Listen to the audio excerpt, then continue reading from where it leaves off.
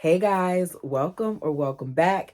Tisha here, back for another chapter reading of Lost Boys, the true story of one man's exile from a polygamous cult and his brave journey to reclaim his life. It's by Brett W. Jeffs with Maya Solovich assisting. Let's go ahead and jump into chapter 15. Go ahead and do me a favor and hit the like button as we jump into Butterflies. Not surprisingly, we had no sex education at Alta Academy. Warren gave his lectures against masturbation at the priesthood meetings, explaining that it would lead us down the path to premarital sex, which was, of course, even worse. So you're not allowed to masturbate, but you're allowed to assault children. And we don't see that you shouldn't be doing that either, Warren. Like I'm just trying to figure out why some rules apply and some don't. But it's too early for me to be giving my opinion. Let me continue reading. The lesson was always just say no. So all I knew about sex was what I'd cobbled together from my brothers and from seeing those porn magazines they had found by the river when I was about 12. We had managed to keep them hidden for a while, but the Benjamin's mom walked in on him when he was helping himself out with one. Oh, embarrassing. Embarrassing. May I never experience anything like that. Let me continue. She threw a shoe at him and made him burn every one of them. My parents never told us anything about sex either. At school, all we heard about was obedience and the sacred principle of celestial marriage. What you were supposed to do once you had all those wives wasn't to be discussed. So it just leaves this room for there to be secrecy because they're never really told anything, and so much is hidden and so much is kept secret that they don't really know what's what because they're not being given the tools, but they're then expected to go from being in this world where they're not even allowed to really talk to girls and hang out with girls and things of that nature to then being married, but not just one, but multiple wives. Like, it's not making sense. It was just another thing that didn't make sense to me. I feel you. I feel you. When I thought about my feelings for Lisa, I felt that free thinking part of my mind come to life. How could someone choose your life partners for you when you felt so differently about different girls? How could the prophet possibly know who you would love, who made you feel butterflies? And how could you leave such an important choice to someone else? It just didn't feel right. And I definitely couldn't imagine sharing my girlfriend with anyone else.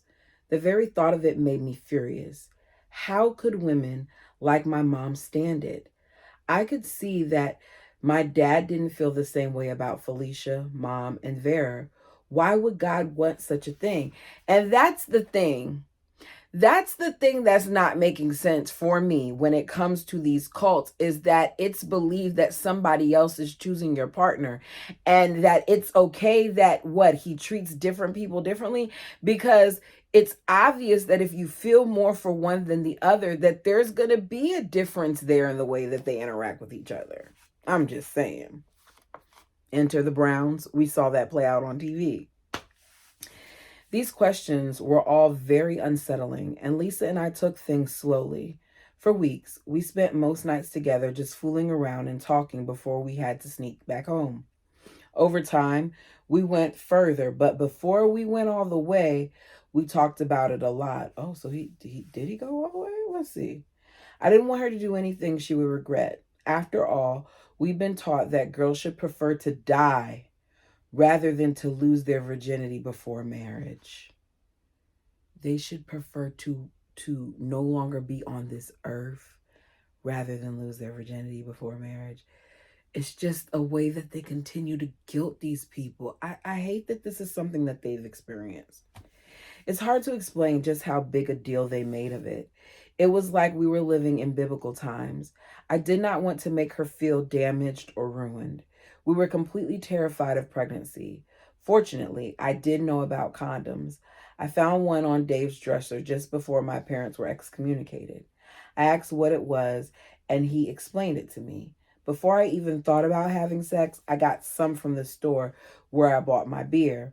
Our first time was what I now know is the usual mix of awkward and awesome.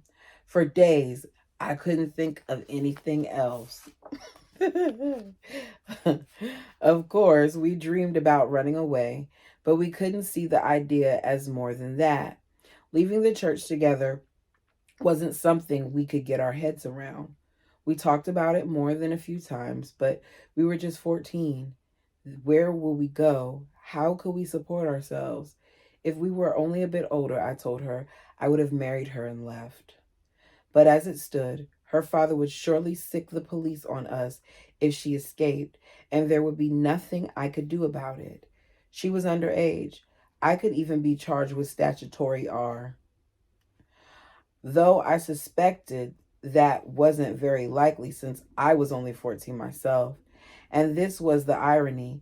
If we got caught, she almost certainly would be immediately married off to an old man, someone with high status in the church like Warren. Then she would be R'd repeatedly, and I wouldn't be able to stop it. Oh my goodness. That's a way to put it. But if we're really being honest about this, if you're not willing to be married, if it's something that you don't want, then most of the time, unless you develop feelings over time, when you go to be with this person, you are going to be assaulted. You're going to be assaulted often because it's not what you want.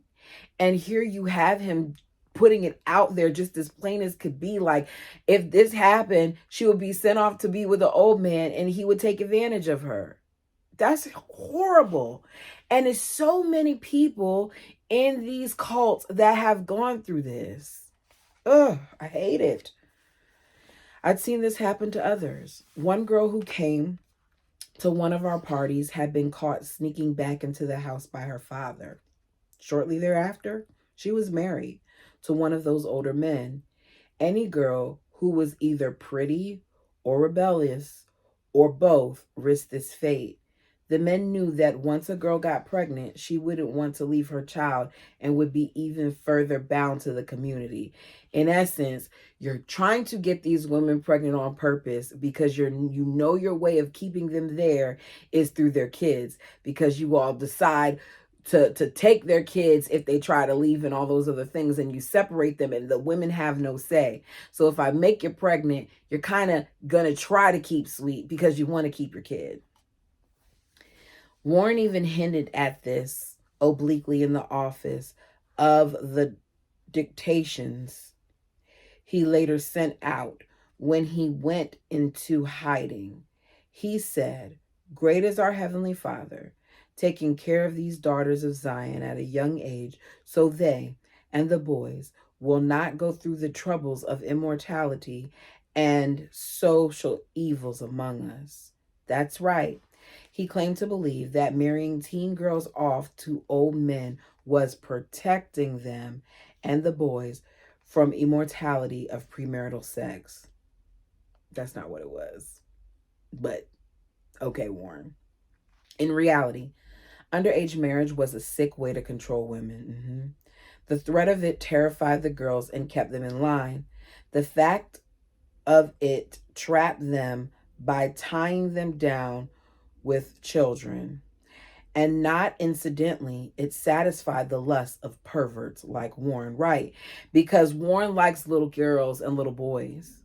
Warren doesn't seem to be into the adults, because we hear about a lot of the things that he did were to the little ones. So here you are, and you're this older man who's put in this position where you're a supposed prophet, and now you could do whatever you want and have more access because the people around you have given you that ability. Sick. This fear was very real for Lisa. One day, her father caught her returning home after a night with me. He raged and told her that if it happened again, he would arrange her marriage. She said she refused. She railed and screamed back at him. But her fear increased because she didn't know any other way of life. Like me, Part of her believed the church was the only path to salvation. And though we kept meeting, our times together got shorter and she became even more cautious. I would wait for her every night. Sometimes I'd wait an hour before I realized that she hadn't been able to sneak out and wasn't going to come that night. Her father came increasingly suspicious, but she worked out plans with her sister to distract or avoid him so that she could come to our secret hideout. Ultimately, we got busted. I can't remember exactly how it happened, but her father blew up and took her out of town to a trailer that was miles from civilization. I certainly couldn't see her there. When she got back, she wasn't allowed out unaccompanied or even during the day. Wow. Wow. I was devastated. I would try to catch her eye when I did see her, but it was clear that it was over because there was simply no way for us to meet. We couldn't get around the restrictions her father had placed on her. I was miserable. It was definitely one of the reasons I ultimately left Short Creek. Now, I've been told I'm not allowed to talk to boys when I was little. I remember that distinctly. And I remember like sneaking to call and do whatever else. But I don't ever remember my parents up and moving me because I was caught, hanging out with a boy or something like that. It just goes to show you how drastic things are there. Richie's mom also busted us once when we came in drunk and smelling of cigarettes at 4 in the morning. She told Fred Jessup, who was the bishop of the church in Colorado City, and we had to go see him. He lectured us about how bad what we were doing was. It was worldly. If we wanted to live a happy, fulfilled life in church, we needed to be obedient and stop drinking, smoking, and talking to girls. Richie and I sat there and nodded and told him what he wanted to hear, but we had no intention of stopping. It was like I had a split personality. One part deeply believed everything I was told by the church and believed in hellfire and brimstone. The other part insisted that my religion made no sense and that the things I wanted to do were normal teenage fun. In a split second, I could go back and forth, holding completely opposite positions and not even noticing the contradictions in my thinking or behavior. After Lisa was sent away, I began to turn away from the church. I began to turn away from the church more seriously. I went to services only because Richie's mom woke us up every Sunday morning and it was easier to go than argue. But like I'd done as a kid in devotional in Salt Lake, I started sneaking out in the middle of prayers. Some boys would leave one by one to go watch TV in someone's house or even play video games that someone had smuggled in from the nearby town of St. George. Colorado City was a ghost town during services because everyone else was at church. We could smoke right out in the open and do whatever we wanted because there was no one around to stop us. I also started lying about participating in Saturday workday projects. Because Richie's dad was Mr. Fix-It, Richie and I were often assigned to help him on his rounds. We'd lift appliances and do other things to make his work easier rather than working on the usual construction jobs. But then we began to lie and tell him that we had weekend jobs in St. George. That kind of thing was allowed as long as it brought in more money for tithing. So at what point do they realize they're not getting tithing from y'all or more money in the tithes from y'all? I'm just wondering. Instead, we go there and hang out with lost boys who had left the church and their friends from the neighborhood. They would have wild parties where dozens of kids would be packed into a small house or apartment, blasting hip hop and getting drunk. Some kids would be throwing up in the bushes, others were smoking pot and taking painkillers. The houses were absolutely filthy, with cigarette butts and beer cans everywhere, and all the furniture pretty much trashed. I thought it was really cool that they could have girls over whenever they wanted, but there seemed to be something desperate about it too. I began to drink really heavy now. I miss Lisa terribly. I could have had nearly any girl I wanted in Short Creek. Some of them were throwing themselves at me. I guess because they saw how well I had treated Lisa, but I didn't want them. I wanted her. And the more I thought about it, the more the whole principle of celestial marriage began to bother me. Even when I had been with Lisa, I had opportunities to fool around with other girls. For me, however, being with someone was about caring for them. I didn't want sex for its own sake, and I didn't have the kind of feelings I had for Lisa for anyone else. I didn't want to cheat on her because I knew how much that would hurt her, and I certainly didn't want her to do anything like that to me.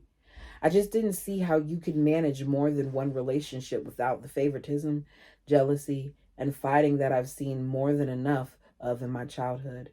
I visited Mom's parents from time to time as a child.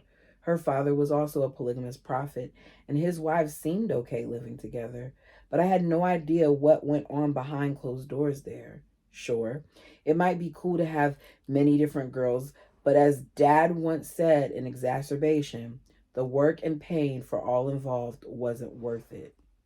Now, when I went to the creek or up into the mountains for a party, my goal was to get as blitzed as possible. The only way I knew how to handle feelings was to drown them, ignore them, or pretend they didn't exist.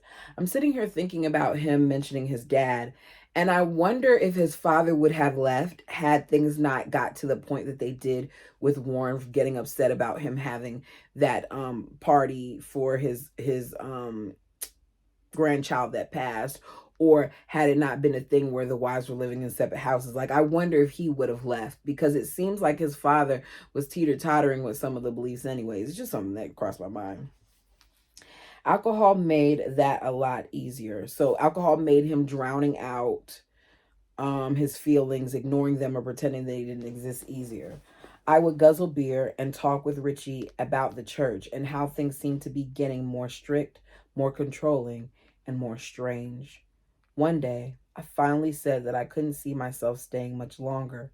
He agreed that he couldn't imagine a future for himself in the church either. But for the time being, we were still too scared to do anything about it. Y'all, they're young.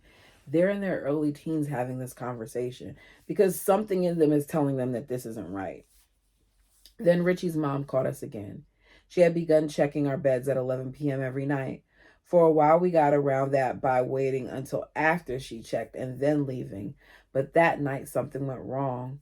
We came in at 3 or 4 a.m. completely drunk, laughing and falling over, and she was standing in front of my bedroom door. "What do you think you're doing?" she demanded. "We're going to bed. We're tired," I said. "You smell like alcohol. Are you drunk?" At that point, I just went into our bedroom and laid down. She was his mom. Richie could deal with it. He just said, "Yeah, Mom, we're wasted," and slammed the door in her face. Oh boy, y'all, this ain't the way to handle it. She stormed downstairs saying he was in big trouble and that she would tell his father. The next morning, she wouldn't even look at him. "You two disgust me," she said, and started to preach to us about how evil we were and how wrong it was for us to drink and be disobedient. We were sent to talk to Howard, who was outside fixing some appliances. "I hope you had fun," he said. We'd known that he had gone through his own rebellious phase as a teen. He definitely didn't take our misbehavior as seriously as his wife did. He asked us if we'd been drunk, and we admitted it. "Yeah, I got an earful from your mom last night," he said to Richie. "The church forbids drinking, and I don't condone that. And I don't want you guys doing it anymore, so please don't." And that was it. I do appreciate the fact that, he didn't give them another lecture. I'm trying to think of how I would handle this if this were my child. I'd be very upset. I would. I'm not even going to sit here and lie. I'd probably be going off like the mama. I don't think I would be going off in the sense of, "Oh, you're going to go to hell."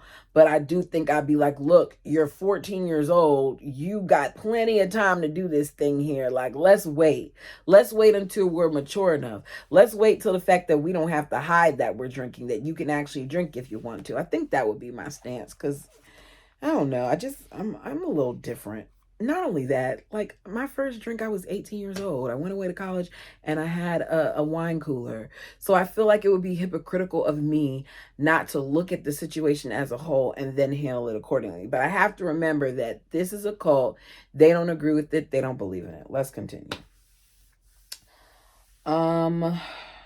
Around the same time, Howard decided to play one of his jokes on me. He took the fuses out of my scooter, temporarily baffling me as to what was wrong. When I figured out what happened, I went to him and he told me that Warren had called him and told him that Richie and I were behaving immorally with girls. Apparently, Lisa's father had told Warren about us. Howard insisted that I'd have to go meet with Warren to discuss the situation. Until then, he said I didn't deserve the scooter. That part was not a joke. I retorted that my dad had given it to me and that I was going to ride it anyway. He refused to return the fuses, so I hot wired it with tinfoil and drove to an auto parts store and replaced them.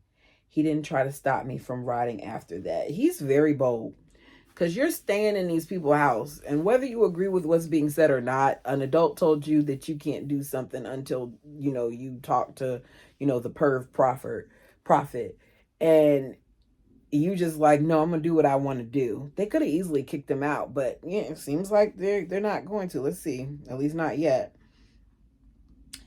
But now I had to meet with Warren. I wasn't afraid of him at that point. I had put the memory of what happened when I was little out of my head. I currently didn't expect being alone with him to be pleasant, however. I thought about not going, but the obedient side of me won out, dragging me to his office. By this time, Warren had really abandoned our compound in Salt Lake City, as he and his father prophesied that the great destruction would hit hardest there in the new millennium. His new home in Short Creek took up an entire city block. It was surrounded by high-tech security cameras and walled off from the community. You had to be buzzed in and then pass through a series of magnetic security doors. The house echoed his sense of privilege and high position. I was to meet with him in his church office in the meeting house. It was also well defended by security cameras and magnetic doors and clearly designed to be intimidating, with the massive custom-built wooden desk. Warren was seated behind that desk, glaring. He stood up and shook my hand limply. Hatred and anger welled up inside of me. I wanted desperately to ring his ugly chicken neck. His ugly chicken neck. My posture was defiant as I listened to him lecture me about my immorality, my lack of obedience, my failure to keep sweet, and my pending damnation. That's the part that, like, you're lecturing him about all the stuff that he's doing. Have you picked up a mirror and looked at yourself, Warren, to see all the stuff that you're doing is wrong? Because some part of me feels like this sicko thinks he does nothing wrong. Who are you to tell him about the things that he's done wrong when you've done all of the things that we know that you've done? And it's way more than what's being said. This is just what's been put to paper. He's vile. He said that I was going to wind up like my family, as an apostate with no hope of salvation. He tried to talk big to me, but I looked at him like, whatever, dude. I had no respect for him, and I think he could see that in my eyes. I also think he was somewhat intimidated by me. I wasn't in first grade anymore. I was strong from hard labor and bigger than he was, not taller, but bigger. Still, he went on with what I now saw as his godly act, droning on about the consequences I would suffer if I didn't repent and stop sinning. He kept at it for a good 20 or 30 minutes while I just sat there silently fuming. Finally, he ran out of steam. He said it was good meeting with me and he hoped we'd meet next time on better terms. I said goodbye and walked out. And that was it. I felt nothing. I thought it was bull, sugar honey iced tea. I didn't revere him as a prophet. I couldn't stand him. One of the biggest regrets of my life is that I didn't kick his ass that day. But that was the final shrug for me. I had it. I needed to figure out what to do next. After the meeting, I went back to Richie's house. He wasn't around, so I brought some beer and cigarettes and went down by the creek to think. He drinks a lot. I knew that it wasn't working out for me with the church, but I didn't want to abandon Lisa. I really loved her, and it tormented me that I couldn't do anything to help her because we were just 14. Running away with her wasn't going to change that. She was too damn young, old enough to be married in the church, but not enough to get away from it. Then I thought about my family and how they had been treated. My brother had lost a baby, a 7-month-old innocent baby. My family had been excommunicated for trying to do what any real human being would see as the right thing. They'd been raised in the church for generations and had spent decades of their lives and given thousands of dollars and hours upon hours of working and supporting it. They risked arrest by participating. They risked arrest by practicing polygamy. And what did they get for it? Bitterness, fighting, and ultimately rejection. I realized that I belonged with them. I went back to Richie's and called my mom. I said I was sorry that I had left and that I had been confused. I asked if I could come home. Mom, of course, was delighted. I told her I needed a few weeks to wrap things up and would arrange to return home with a trucker, the same way I left. I wanted to say goodbye to Lisa. Soon, I managed to meet her sister in the grocery store to tell her what I had decided. Fortunately, both their parents were out for a few hours that day, and both sisters were home minding the kids. Lisa's sister agreed to babysit by herself while Lisa came out to meet me. We went to our usual spot.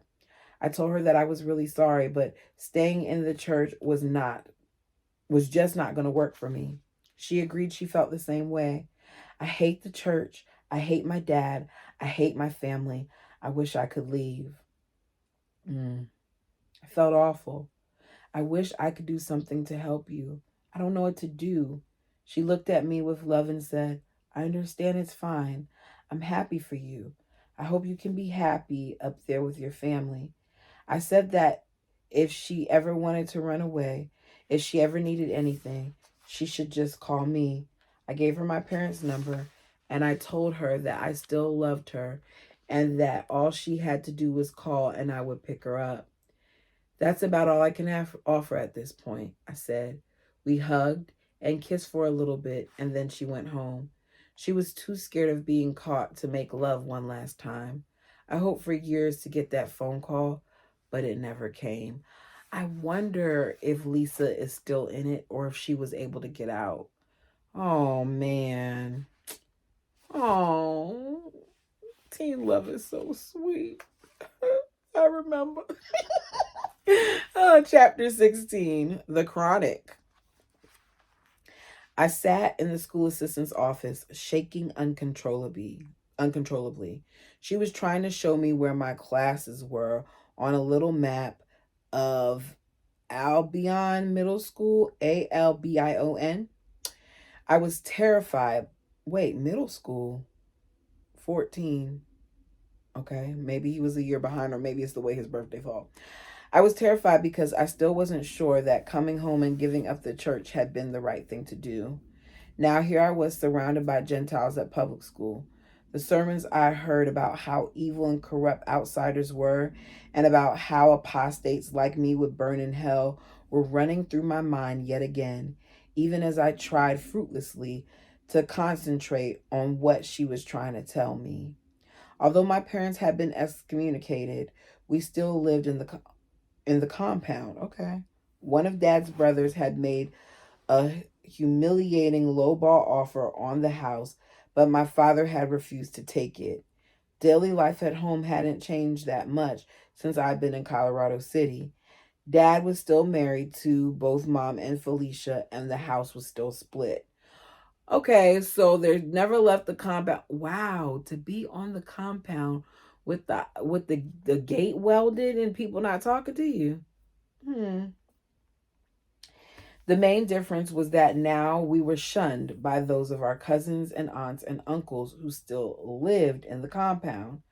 I was afraid that the Gentiles in school, especially the kids, wouldn't be much friendlier. We lived in an affluent neighborhood, and all the kids streaming by seemed to be dressed in designer clothes. I was wearing a borrowed t-shirt from one of my brothers and some ancient hand-me-down jeans. I knew I stood out, but I had no idea how to fit in. All my life, I had to dress as a plig kid. On the bus to school that morning, I heard that word whispered.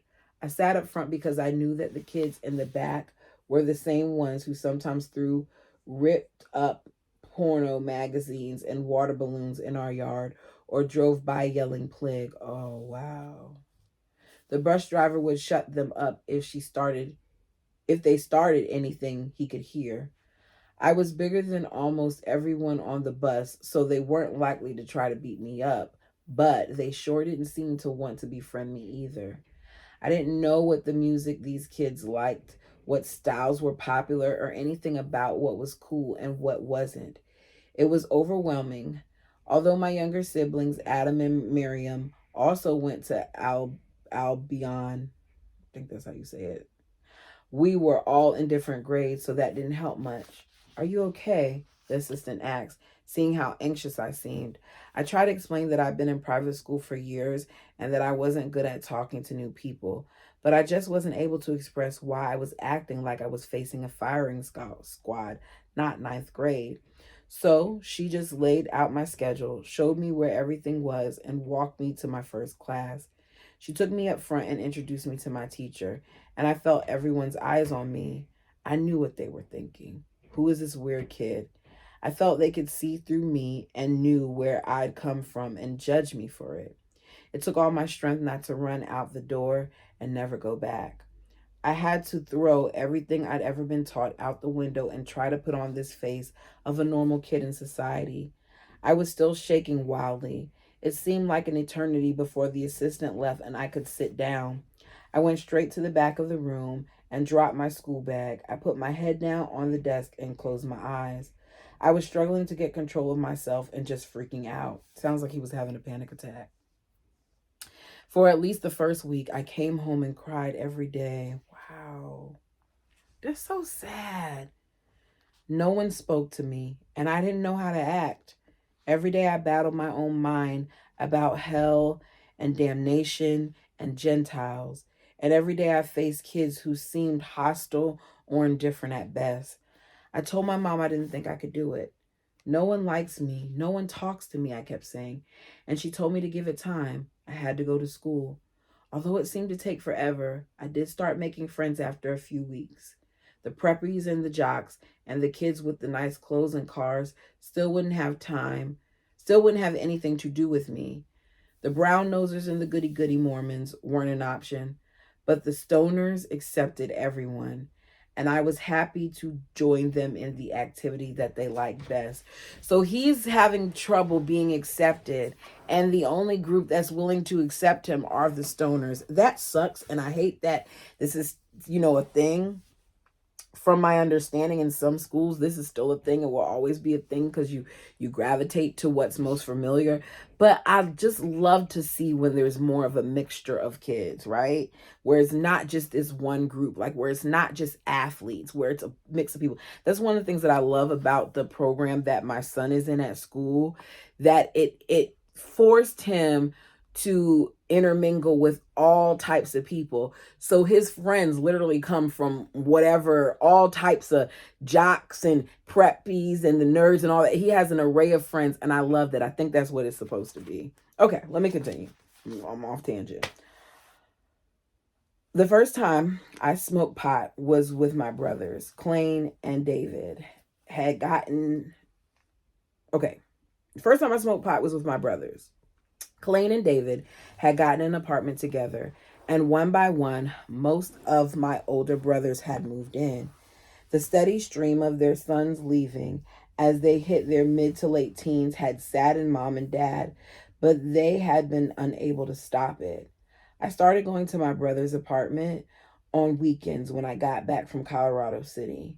One time, they had tickets to a boat show, and Clayne had this huge bag of weed. He must have been dealing at the time, and I guess they thought I was old enough to try it. I took a few hits of their bong, and my heart began racing. I felt paranoid before we'd even gotten out the door. I was a nervous wreck. We went to McDonald's and bought all this food, but I couldn't eat it. I even threw up because I was so anxious. I should have stayed home, but I didn't know any better. The weed was so strong. I was seeing halos around everything. When we got to the boat show, which was in a huge convention center in Sandy, they were laughing and falling all over one another. I was sure that everyone was staring at us and that they all knew. I got so spooked, I climbed into a boat and sat there. They were having fun because they were used to it, but I didn't know what to expect or how to calm myself down. So I just waited and kind of hid till it got less intense and they got me out of the boat. Then went back to their apartment and watched movies. I liked the feeling I got from pot, but at first I enjoyed it only when I was in a safe place and didn't feel exposed. Soon after that, I met a kid in school who really liked to get stoned. He was one of the first kids who reached out to me. He was just curious about my background, but not judgmental. He thought it would be cool to have a lot of wives and started asking me a few questions about it. I tried to explain that it wasn't quite as cool as it sounded. He wanted to be my friend and invited me to hang out after school. He lived with his father, who had divorced his mom, and always seemed to have weed. Pretty much every school day, I would tell my mom I was going to go do homework with my new friend, and we'd sit in the basement and get high. He stole the weed from his dad, but his father never seemed to discover that anything was missing. Well, how much does he got if you never noticed anything was missing? I'm just saying. If he did, he never said anything. His little sister had a crush on me, and she tried to hang out with us, but she was only 14, and I was afraid I'd get in trouble, so I steered clear.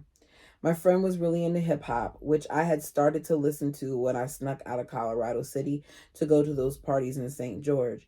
We would smoke a bowl and listen to Dr. Dre and Eminem and Snoop Dogg, music I still love, Tupac, All Eyes on Me, or Dr. Dre's The Chronic. Oh, that's why he called it The Chronic. Okay. Made us feel daring and illicit. I liked the beats and actually didn't much listen to the words, but the fact that Warren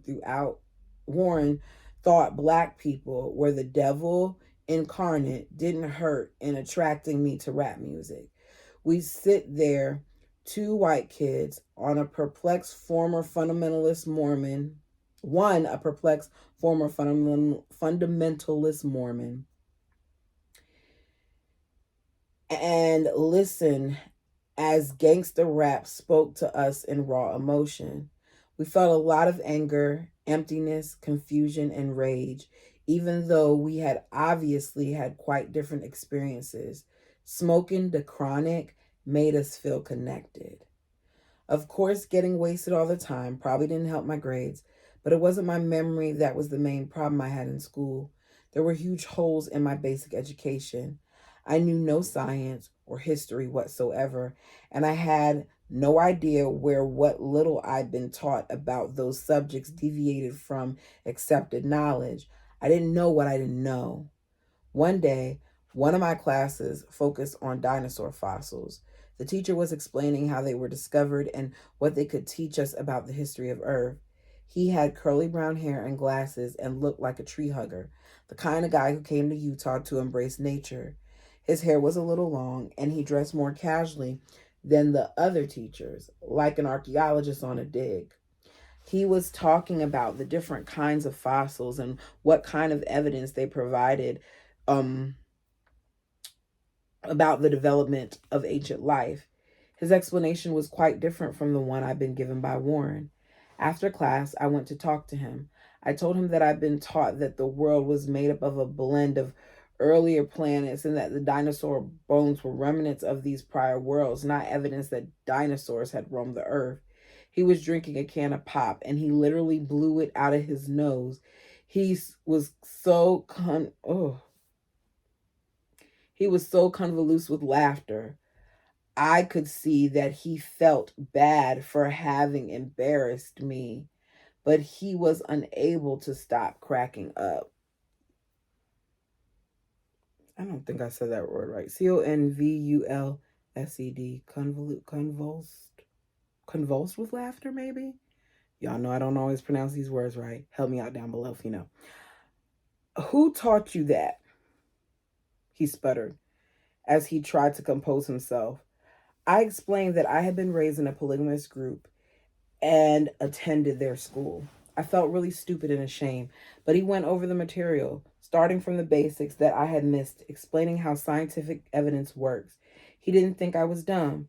He said that in science, you begin with the simplest explanation that fits the facts. In this case, that the bones people had found were evidence that dinosaurs had once lived on Earth.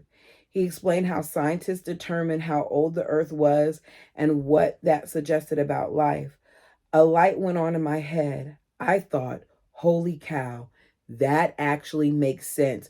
Kudos to that educator for, even though he laughed at first, for taking the time to explain things to this young man and to fill in the gaps because he truly didn't know. After that, I spent a lot of time talking alone with teachers. I told all of them about my past. I didn't want to embarrass myself in front of the other kids by asking questions during class. But from that day on, when I didn't understand something, I would ask afterward and they would provide the background that I had missed. Awesome. Awesome. That is life-changing. Awesome job to those educators. I found that I actually enjoyed learning about science and history, about inventors and explorers and other great figures who had shaped the world. When I read about Thomas Edison inventing the light bulb or Christopher Columbus discovering America, I'm just saying, we know, if you know, you know. I could see how they had affected the real lives of millions of people. It wasn't like being told about some obedient prophet who supposedly did something miraculous that probably never really happened. When we learned about the tectonic plates and how all the land masses had originally been one, you could see how the continents could fit together like a puzzle. You could prove or disprove this stuff. And there were particular methods to tell whether things were true or false. It wasn't just based on someone's say-so. You didn't have to take their word for it, and you could think for yourself about whether it made sense or not. That helped give me confidence as I struggle with my fears about having left the church. Those prophets weren't all that great. What did they really do anyway compared to someone like Albert Einstein? He was the kind of person who really made a difference in our understanding of the world. After a while, I too started to laugh at the stuff I've been taught. It was some funny shit, but it took a long time.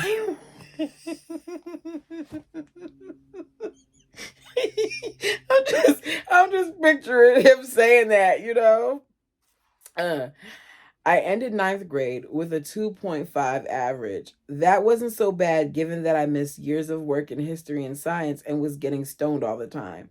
By the end of the year, I had pretty much adjusted to being in school, although my social life was still quite small and limited. I wonder what he would have done had he not been so busy drinking and all those other things. Imagine what he could have done that first year, you know. But life at home was getting harder and harder to take. My mothers were still battling each other. Sometimes Felicia's kids would complain about something mom's kids had done, and Felicia would try to get into our side of the house. We lock all the doors. She'd pound on our front door, screaming to be let in. This is too much. Finally, my mother would come down and tell her to get the hell away. Now that my family was no longer in the church, there was no real rationale for the sisters to live polygamy. There was no roadmap for a situation like this without the church's guidance. There were no rules. Their whole lives had been devoted to the principle. It was supposed to take them to heaven.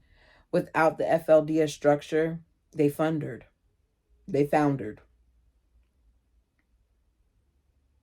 I don't know if I'm saying that right. FOUNDERED. Even though for years it was clear that their marriages weren't making Mom, Dad, and Felicia happy, they didn't know what to do instead. They had been raised to be obedient, but now they had no one to follow. What resulted was an even more tense power struggle between Felicia and Mom. Felicia had always wanted Dad all to herself, and now, as she saw it, there was no real reason she couldn't have that. Dad's PTSD also intensified as he tried to retain control over his family. In some ways, he acted like he hadn't really left the church. He was the family patriarch, and we all had to follow him. There were more chores than ever to do, and almost as many rules. He wanted me to work and give most of what I made to the household fund. He wanted me to do what he wanted when he wanted without question. But I was a teenager now, and naturally, chafing at any attempt to rein me in. One weekend, I decided to stay the night with my brothers, and the next morning he called me up furious. Where the F are you, he demanded. What the F do you think you're doing? We have shit to do. Get your ass over here now. Wow, Dad, I didn't know you cursed this much, Daddy.